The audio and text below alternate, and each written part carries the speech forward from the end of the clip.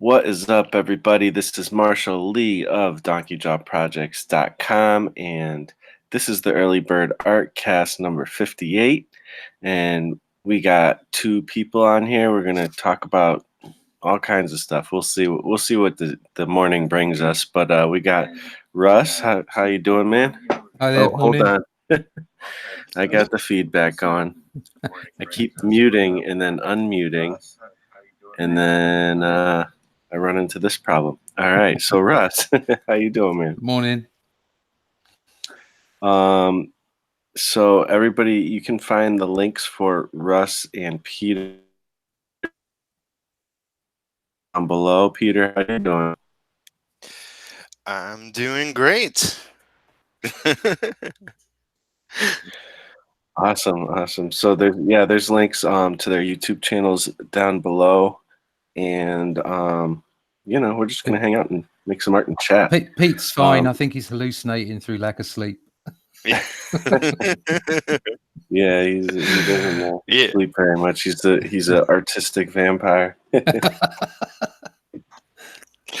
Well, it's like growing up. I read some Batman. I wasn't like a huge Batman fan where I had to read everything, but definitely, everybody knows Batman. Everybody loves Batman. And there's certain aspects to the character that have inspired me, and also like somebody like Tony Stark is actually like my favorite Marvel character, Iron Man, and both of them have a trend that I'm sticking with right now. It's apparently their obsessive work through the night compulsion, and yeah, it's like we talked before the show, but. For people listening, I've pretty much got like 2 hours sleep after a pretty heavy day yesterday, and I'm feeling fine. Yeah, man. Lifting those money bags it takes a lot of work. So you gotta... That's right. So speaking about money bags, I heard you got paid. What's going on, man? I got paid. It's like it's crazy because I was checking the bank every day for my Kickstarter money to come in, and it's like I could do it on the computer. I could like just set up my account to go to the bank and check it there. But for whatever reason, I like to go, take a walk beginning of the day, middle of the day, or at some point, and just go check my account. And so I've been doing that every day, just like going to the local convenience place and checking it. And yesterday I went, after a busy day, wasn't in the morning, wasn't in the afternoon, it was more towards the evening. And found out that the money finally came in. Yay! It was like I don't have $3.75 in the bank anymore. It's more than that. What happened? Nice. So what are you gonna do with your winnings? Well, yeah, we talked about going to Hawaii or flying around the world. No, I got so much to do. Well, one of the major things I have to do, because I got a ton of client work I'm working on right now. So it's like that amount of money is definitely going to specifically the book, and part of it will be my salary. Make sure to pay yourself, kids. But so like one of the things I have to do right off the bat is pay for this darn new computer I got, because it's already, the interest on it alone is the price I paid plus half. So I just have to pay. I just have to pay it off. It's a lot of things that happen in a row that led to that, but So that's one of the major first things. Next, I got to go through my list of like the colorist. I'm going to throw him some money for the cover he did, and then I'll get him started on the first couple of pages of retro. I got some artists working for me on follow-up books. So 2 other characters that will be sort of the meta-human universe that I'm creating. One who's already started doing artwork, one who's done some character design and turnarounds. Cool. So I'll be paying them to. Actually, like details to the next book will be announced, I think, in a week on a podcast. I'll just announce it when that happens. But I'm allowing sort of the penciler colorist that I'll be using to announce it on the podcast first. Cool. Because they got an exclusive. That's one of the things, like, I gotta, part of what I was doing yesterday, or was it today? It all runs together. Was I went through all my files on my computer. I mean, not to the last detail, but I went through months and months of a mess I've created, and files within files, and useless stuff, and useful stuff, and just organized it. And that took me all morning. That took me like a good at least 4 hours, 5 hours, just going through all the mess. And that's like part one. It's insane, but that would be like real helpful, because I want to set up my Trello to where I have the separate books and separate teams. Yeah. Plus have a page that's for everybody, that gives the lowdown on details happening within each project, as well as what we can say about each project. Yeah. It sounds like you got so much going on. Yeah, I mean, that's not even cracking the surface. I Besides, what I'm creating, and what, I'll be working heavily on retro now. So I'll be going through that file specifically to re-immerse myself in the first issue, get all the artwork like in order, go over the plot again, and make sure it all flows. Make sure I want an exact page count, and make sure I have that page count. If not, what do I need to expand? So like start inking pages again, the whole shebang. But besides those books that I'm creating and working on, and scripting along the way, I got projects above the client work I'm working on now, stuff I'll be working on next. Because it's like, I really had it, like, Marshall knows, like, I've been through the mill with computer problems and internet problems and everything. I want to make sure money is flowing, and if I got to work my ass off, I don't care. It's gonna happen. So I'm going to be taking on a lot of work, and it's going to be great. Good stuff. Yeah. Very exciting.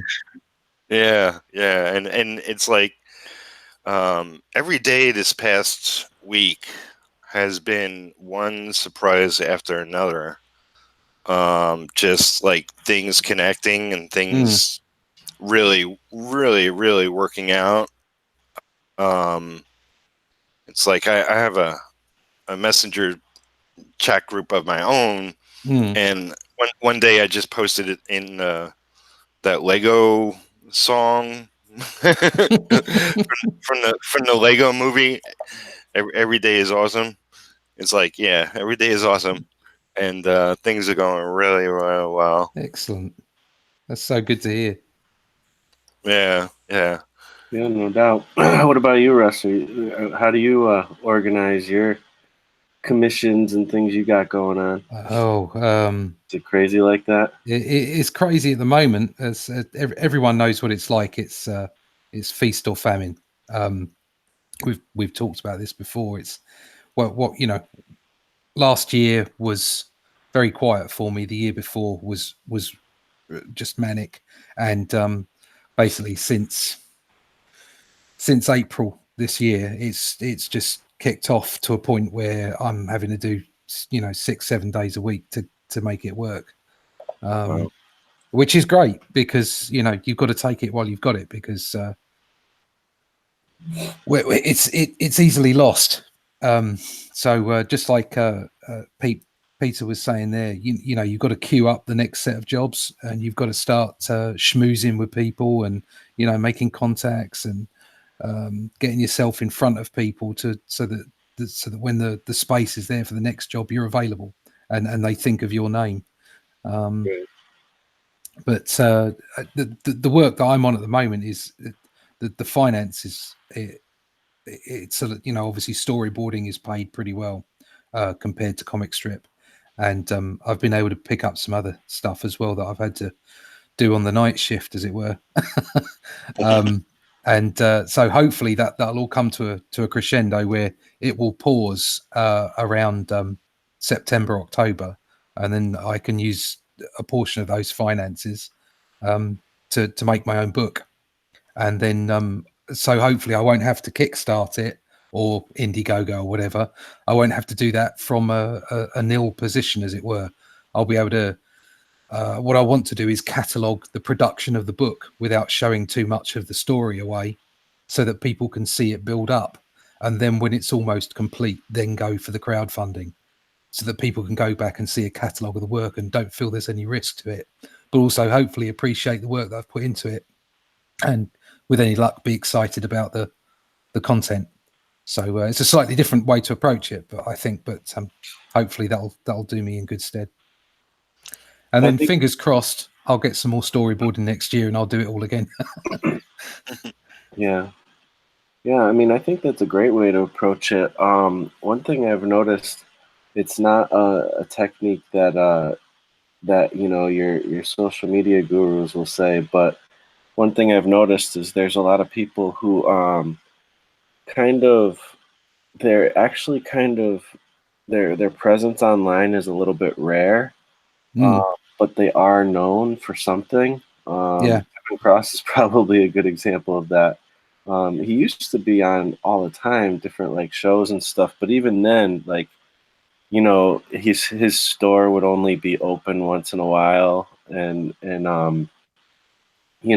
there's just like a certain thing to the scarcity thing, and also to building something up, like you're talking about building something up, but just letting them in a little bit here and there. Yeah.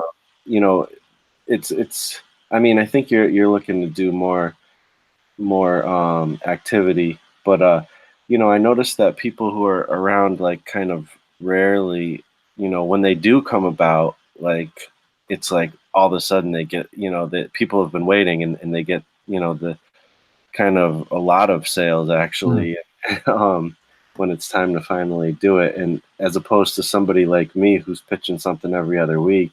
It's like I just get a little bit here, a little bit there. It's still good, but also I'm not at the skill level of some of these people. I mean, you can kind of only do that like rare, like kind of touches if you kind of have something extra special. Like, I don't know. I don't know if it makes much sense, but like some people just have like a certain thing about them that just causes people to kind of flock to them a little bit, and I don't know. It's just different approaches, and it's interesting to see how it works differently for people.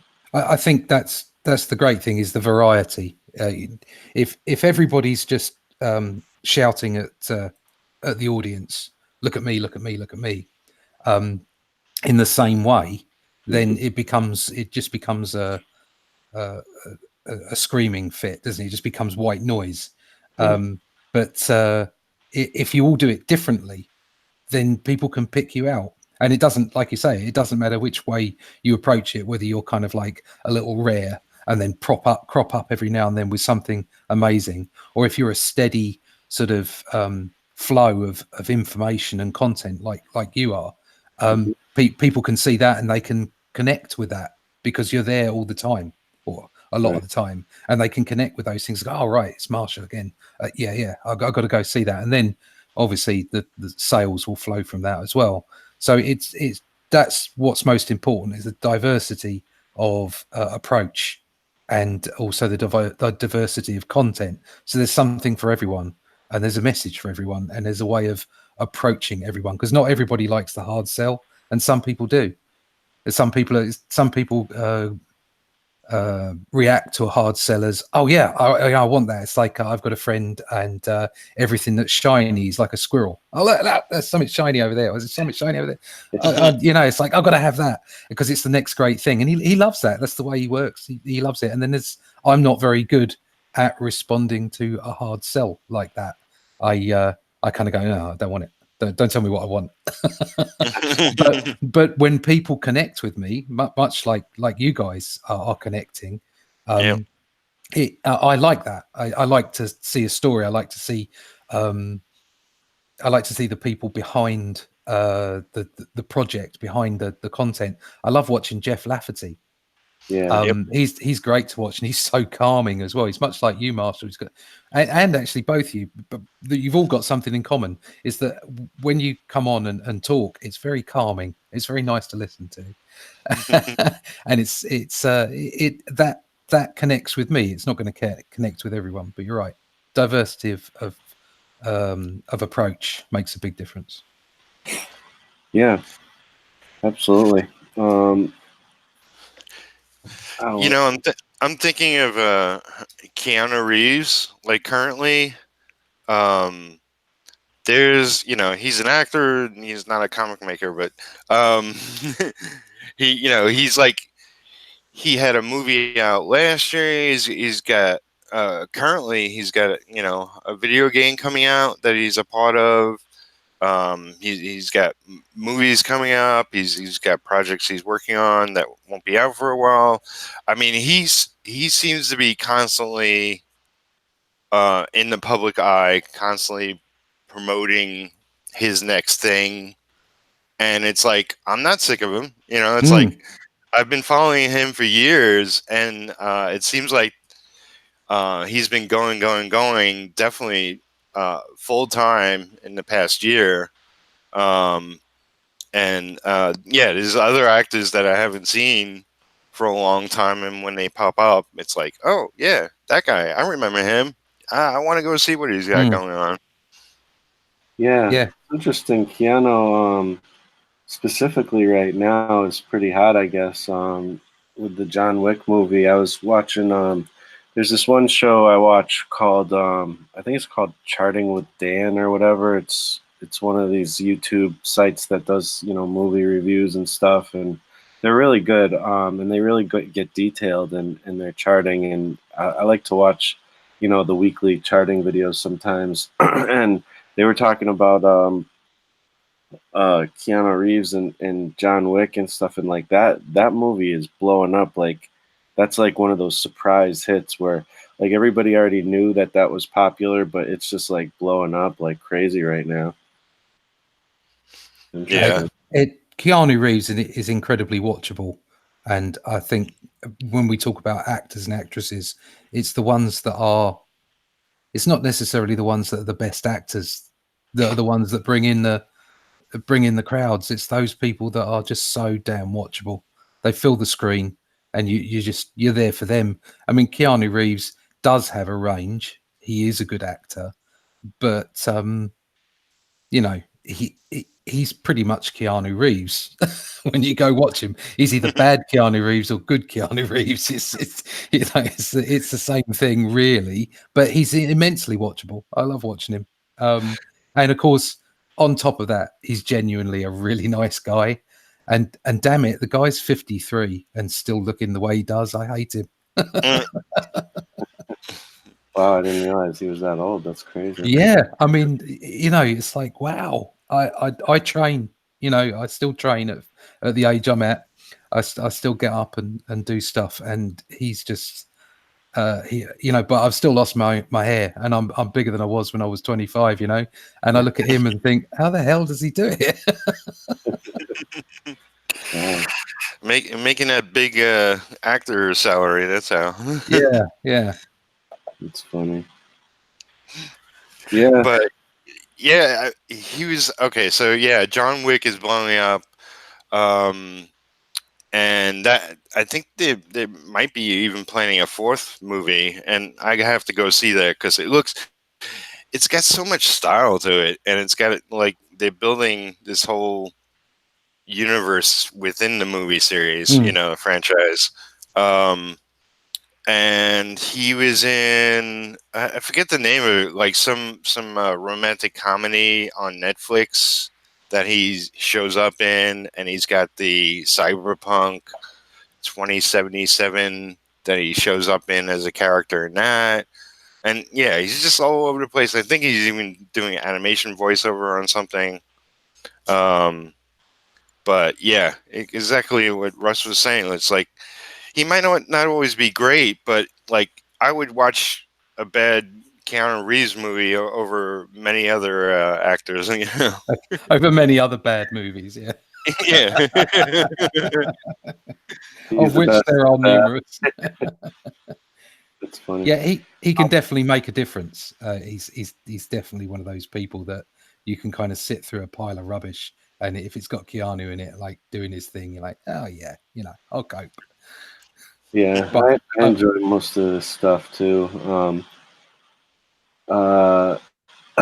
He was I don't know. I've liked him since I was a kid for a lot of stuff, but yeah, it's interesting to see somebody stick around and keep that kind of flow going and stuff. I think maybe I woke up too early because I'm like I keep thinking I have something to say, and then it like fizzles out. It says the chat is disabled for the live stream. That doesn't make sense. Oh no. I don't think it is though, because I was chatting with people already. Huh. Well, maybe you have to refresh. Yeah, that's what I'm gonna do. Yeah. Oh, okay. So we got some people in here. Teresa. We got. Let's see. We got Deloric. What's up, everybody? We got Flamebane. He's doing the 100 Days of Making Comics. We got Clay in here. He's doing the 100 Days of Making Comics. Definitely check out these guys, especially who are doing the 100 Days of Comics, because they got some good videos going on. I love watching both Flamebane and Clay. Let's see. Sam T. This is the only live stream I try to attend regularly. Oh, man, thanks. I appreciate that. I should do it regularly. Let's see. Oh, you know what I wanted to ask you guys, actually? I did a video, one of my vlogs the other day, about collaboration, and I was curious. It's always better to bounce some of these topics off other people. Like, you guys have both collaborated on comics with people. I mean, that's kind of the nature of how comics are generally made. Can you guys speak to that a little bit? I guess we'll start with Russ. Like, how has it been with collaboration for you? And like, do you enjoy it, or do you, are there good things, bad things? Yeah, in general, it's mostly enjoyable. But there definitely are pros and cons. If you work with, as an artist, if you work with a good writer who's prepared to adapt in the way that he expects the artist to adapt, that's great, because it's backwards and forwards and I've worked with lots of really good writers who, like, you interpret what they've written, and then they come back and go, just minor changes here and there, make it flow this way or that way. That's what you want. You want an interaction, you want backwards and forwards. I've also worked in situations where my editor has just continually gone, yeah, it's fine, that's great. And that's not really what you want. Or it's great from a perspective of, oh, I'm done, job done, get paid. But you want feedback. You want feedback from your editor, and you want feedback from a writer. So as much as that can be as sometimes frustrating, it's very, very important. So I suppose the downside to any collaborations are when they're disparate collaborations and you don't get to speak to anyone and you don't get any feedback and you're kind of running blind. But good collaborations where you're speaking to people directly. So, for instance, I would be sent Doctor Who stories by my editor, Jason, and they would be from writers. So the writers would send the stories to Jason, and Jason would send the stories to me if he didn't write the story himself. And I would actually make a point of sending not just my pencils back to the editor, Jason, but also off to the writer. And I made many contacts and friends through directly going to the writer and saying, look, this is what I'm doing. Obviously the editor has final say, but what do you think? And I definitely, communication is key, keeping open lines of communication constantly. But overall, I would say it's a great thing. The downside is obviously you don't have complete control no matter which aspect you are, unless you're the editor. So I am looking forward to producing my own book, but even then, I've got editors and script writers who are prepared to come in and help me out. So comic book creation is collaboration. That's all there is to it. It's one of the best parts of it, I think. Interesting. Yeah, I mean, I've been like really having fun like collaborating with this guy named Peter Palmiotti. And I heard him. he's kind of cool. I heard he run off with somebody's money. I know. I'm trying to get the PR. Start the rumors now. But I have, as if you watch my videos, I have like many projects going on. Most of them are, well, some of them are collaborations and some of them are definitely just me. And I noticed like I have other stuff that I was actively working on that was just me, but I'm so like every time like I have some extra time, I start working on the one with me and Peter, because he's always like happy to do feedback like really quick. And I don't know, it's kind of fun to be like, instead of like, oh, I created this thing, now I can tell people about it on my vlog, but that's about it. Like I can't really go into too much detail because I don't want to ruin like the story. But with Peter, I can like tell him details and I can show him drawings, and it's like exciting to have somebody to share the thing with and see what they think, and maybe get a little direction on maybe the next step or something, Definitely. Yeah, I mean, it's like I worked 9 to 5 jobs, and for whatever company you're working for whatever they do, it's like you have coworkers you're working with, and you can chat about the company every once in a while at the coffee maker or at lunch. So it's always been like that for me. It's like, we're working on this book and things are clicking and taking shape, and we just go back and forth on ideas, and you say, all right, you got more writing, and it's like when I get a chance, I go in there and read what you got, and it's like, oh, okay, cool. I just love it. I mean, that's like, as I'm doing this myself, it's like I've been an inker most of my career, and my story involvement was almost zero in a lot of cases.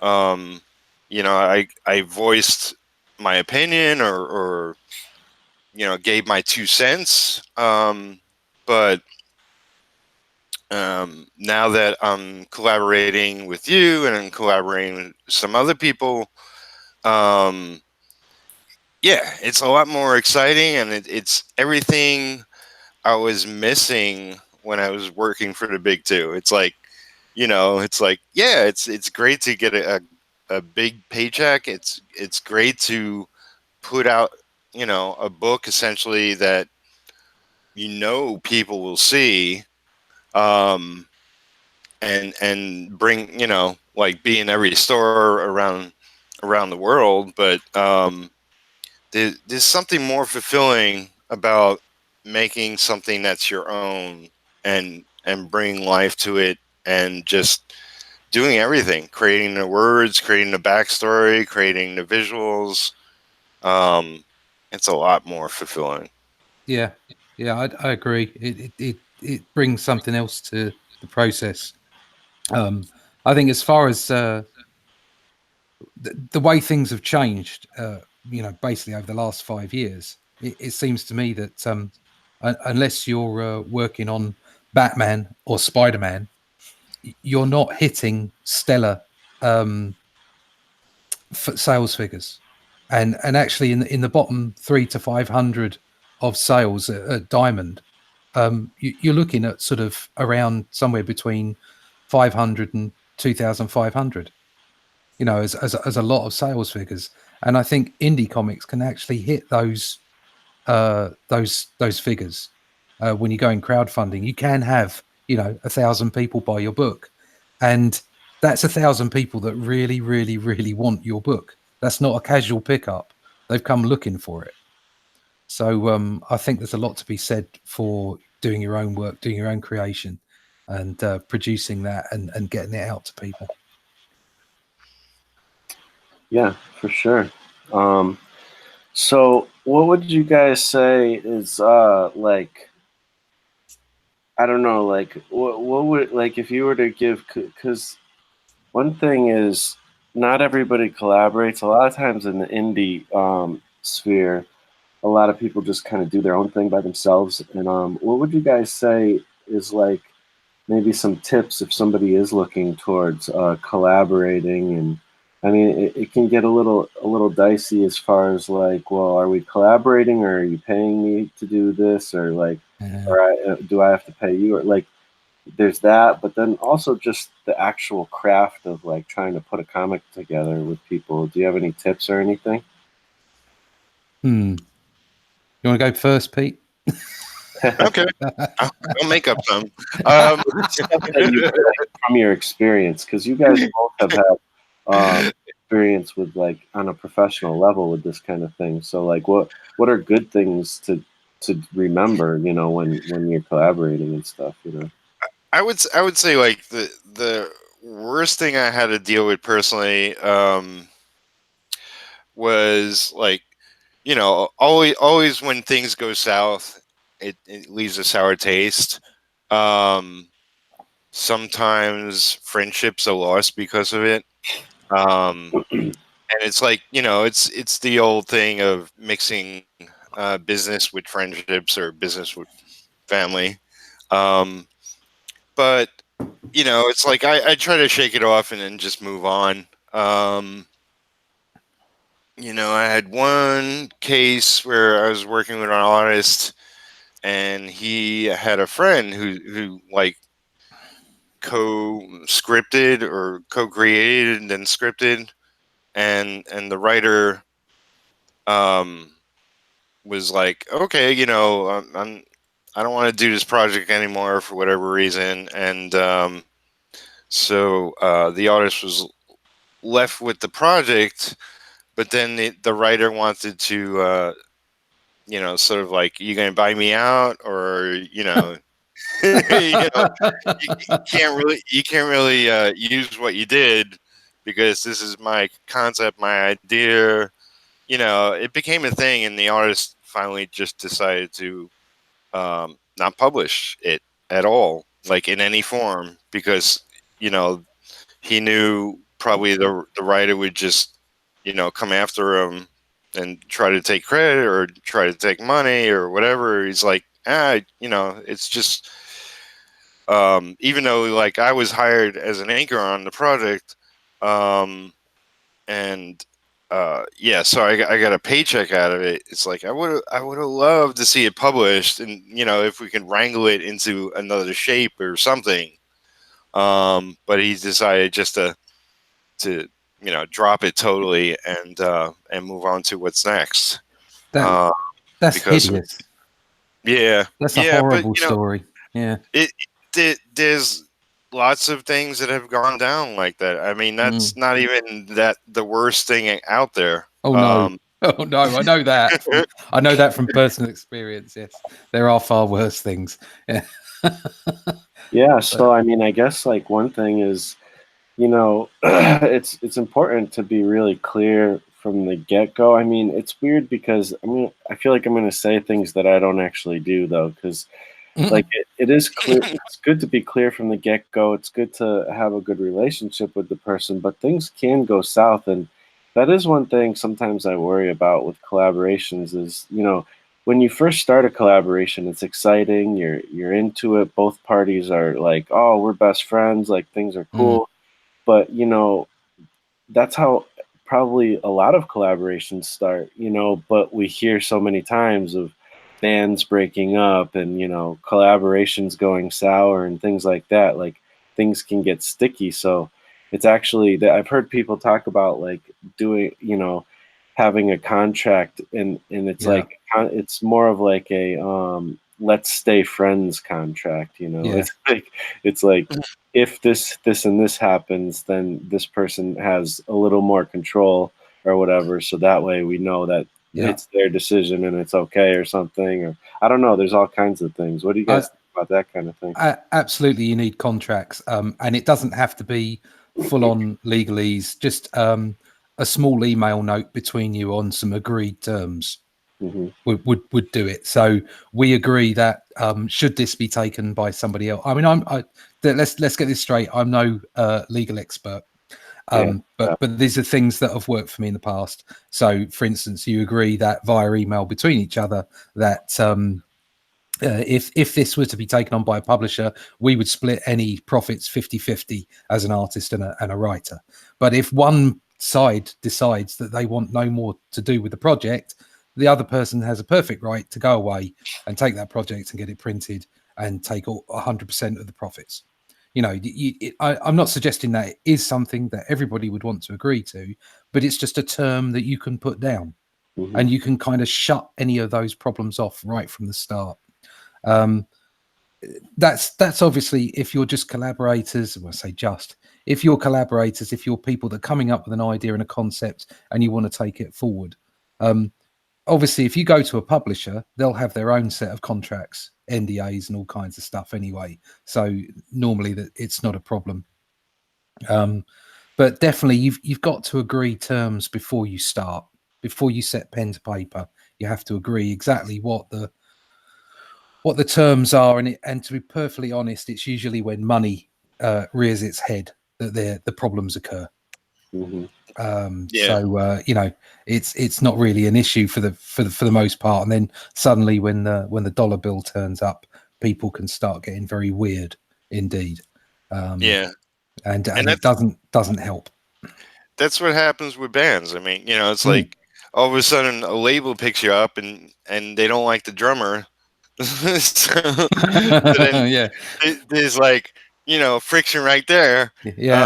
What's gonna happen? And that's like we're creating comics, we're making comics together, and it's like if a movie studio shows up tomorrow and says, hey, we love your idea, but we just want to hire you, just don't tell your partner. It's like, what do you do? It's tricky. It's very tricky because if you've got a family, or if you have dependents of any sort, what are you going to do? You've got to chase what's right for them. But at the same time, I do have personally have a view that that things will work out for you in the end. I'm a big believer in karma, and professional karma certainly works. If you're rough to people on the way up, they'll kick you in the backside on the way back down. So be very careful. Be very, very careful. Actually, that's an interesting point too. Is like, say things don't end well, try the best that you can to not burn bridges. Yeah. Oh, yeah. This is a small industry, and you want to be nice no matter what, because first of all, it's just good to be like a nice person, anyways. But straight up, yeah, also, you're right. It's a small industry, and people are gonna find out, even if they don't. It's not like this big thing that blows up online. So you wanna be a good person and be nice. Yeah, my solution is like, definitely like me and Marshall are like casual about a lot of it. In many ways, we're the same. My sort of answer to what I was just saying, it would be like, if one person comes to me, then more than likely 5 others are right behind them. So if the first deal isn't suitable, then I'll just put out the word like, hey, I got this offer and it's a great offer, but they wanted me to kick out Marshall, and that's not part of how I see the vision of this creation going forward. So if you're a studio looking to make a film out of it, let me know. And that's obviously general for all three of us. Anybody out there listening, you know where we are. Yeah, I mean, that's definitely an odd one, and I don't know if I've heard of that kind of thing happening in comics. I'm sure it has. It certainly makes sense. But it's always be careful of. What about like other things with collaboration? I mean, one thing that I've noticed too is like I've been thinking about.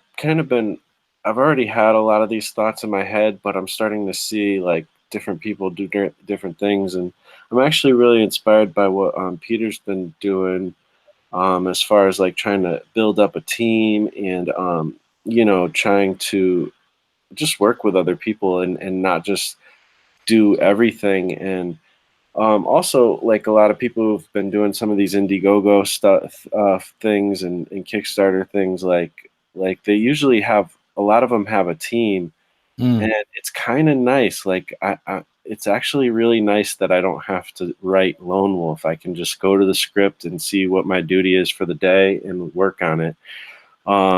And like then at the same time, it's nice that I won't have to be dealing with inking necessarily, even though I actually really like the inking part. But it's going to be extra exciting because I'm going to have somebody who has a lot of experience doing the inking for Big Wrath.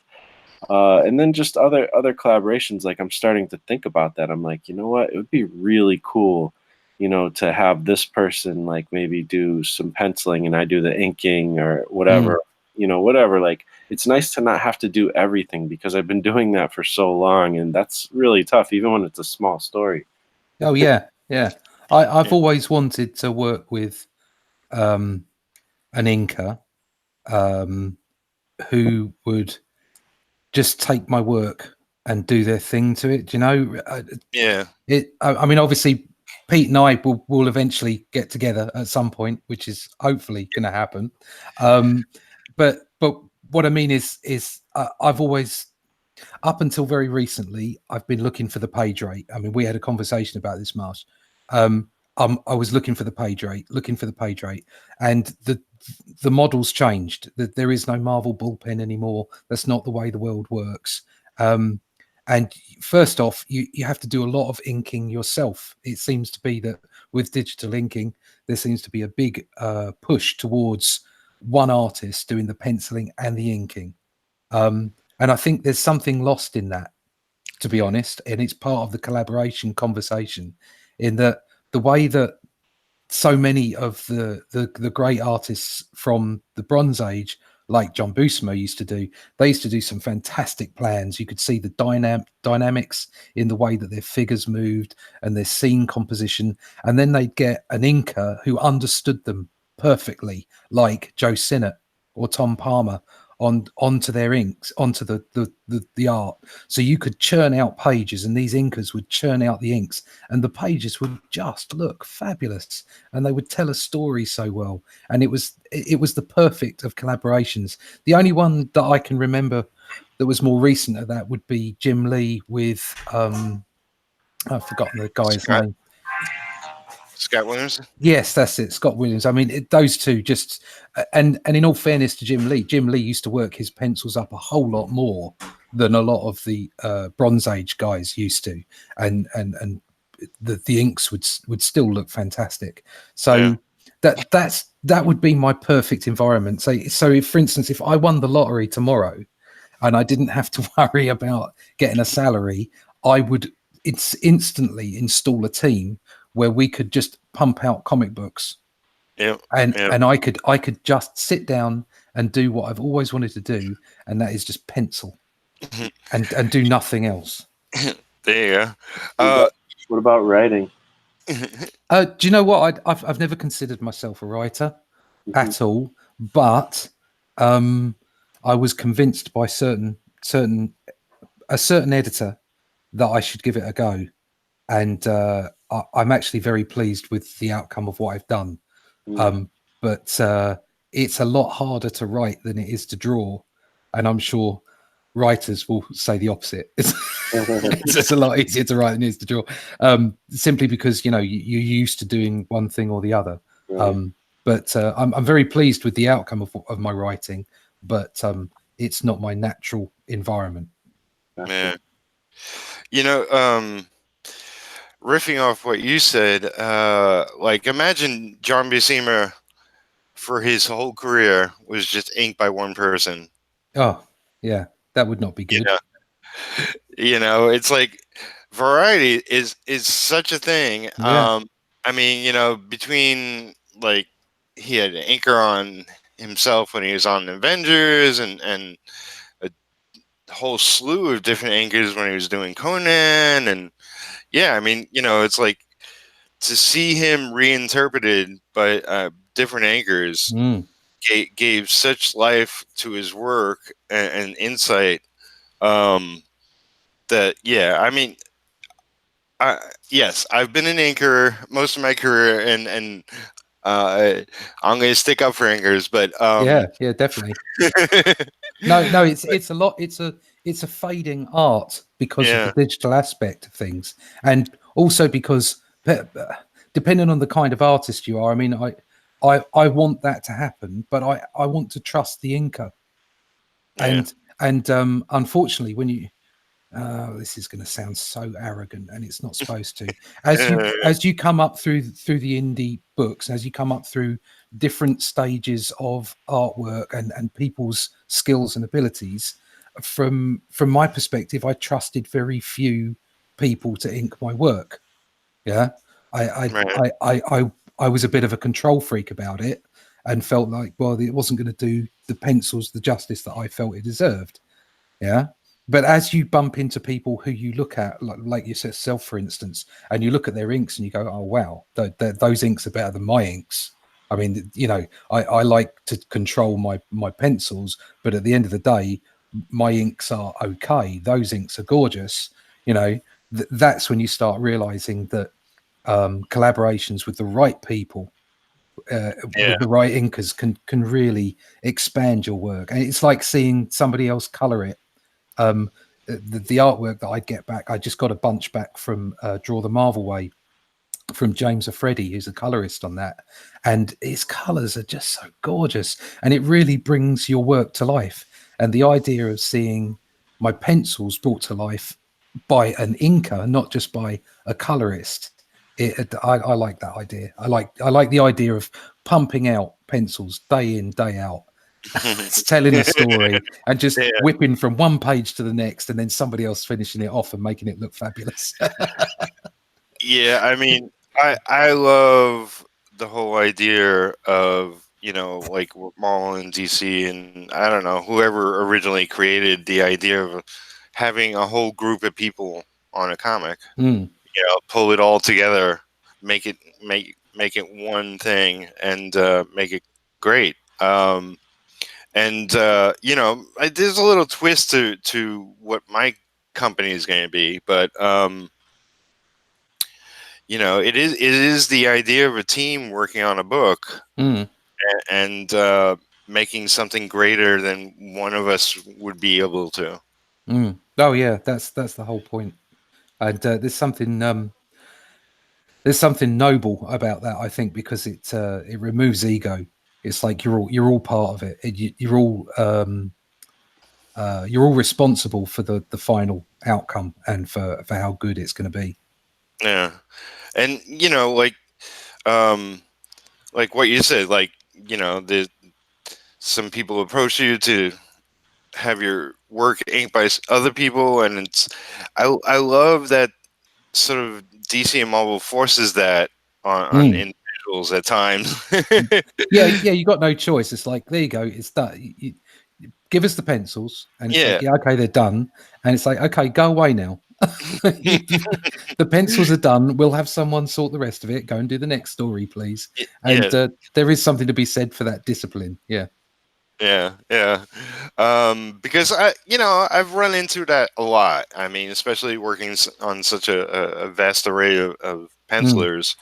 It's like, don't worry about it. It's like, I'm flexible. I mean, maybe you just seen me on one Yeah. artist Yeah. or whatever.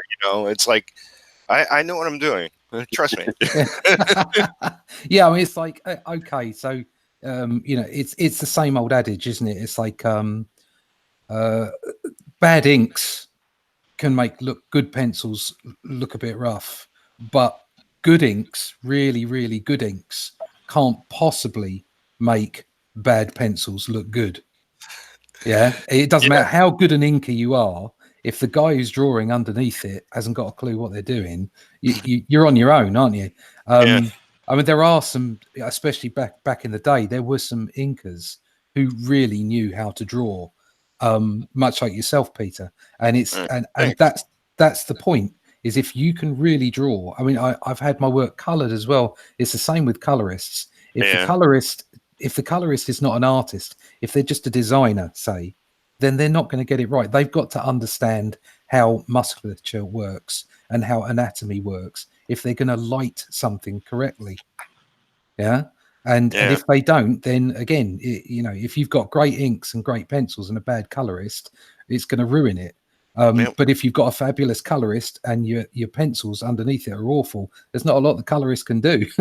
It's bad is bad, But it's funny. It's because like I look at working with new pencilers like it's audition time again. It's like I have to prove myself to this this guy over here. And it's like I go through this every time. It's like, let me calm them down first. Pat their back. It's gonna be okay. All pencilers are prima donnas. We're all I the same. know. We're all the same. God damn. But Well, I mean, I have heard that, like, I've heard Jeff talk about that, like how he didn't like how his stuff was inked, when he was starting out. And yeah. I mean, I could see that. Like, I'll be honest, like, I don't think I've ever had anybody ink my stuff. So, I'm a little bit like, okay, well, I got to draw it tighter, but that's just because, I mean, if you guys see, my pencils before I ink, like, even like, especially traditionally, but even here digitally, like, I'm barely making out figures, when I'm penciling, and I kind of draw with my ink a lot of times, so it's kind of different. But I definitely have made nice drawings just with pencil in the past. It's just not what I tend to do when I'm inking, when I know I have to ink it. So I don't know. It's a little bit like there's a little bit of nerves in there, but I know that Peter's a professional and he's been doing this for years, so I trust him. And then also, I just look at it as whatever the end product is going to be, like, that's what like. We're working towards a cool end product. Like, it doesn't have to be everything's faithful to my pencils or his. Like, I want to see, Peter's touch on it, and I don't want this to be like, oh, this is my book. I want this to be like, what is going to happen when two of us come together? Like, what's the end result going to be? It's going to be interesting and cool to see. Yeah, and that's where it becomes a real collaboration. Like, like you're letting go to a big extent, and I'm letting go to a big extent, and it's the work takes on a life of its own and becomes its own thing. Absolutely. So there has been, as most of you will know, we have had some crowdfunding going on. So there's a Kickstarter, the Werewolves and Unicorns anthology that has funded, but we want to keep going with that. So there's a link below for that. And then there's also Lone Wolf, which my buddy James here was asking how that went after there was some stuff on Drawn and Quartered, and it looks like there was a bump. So that's really cool. Cool. I didn't see that. I'll have to check that out. But other than that, guys, where can people find you? I guess we'll start with Peter. Okay. Go to my YouTube, subscribe, please. I'm Peter Palmiotti on YouTube, and I've been meaning, like, I posted yesterday that I'm probably going to take a week off from heavy posting, from being online, because I got just a ton of things to do. That might go a little longer, but I do plan to get a video up today and just keep people up to date on what's going on, especially through video form. That's always the best way, I think. Yeah.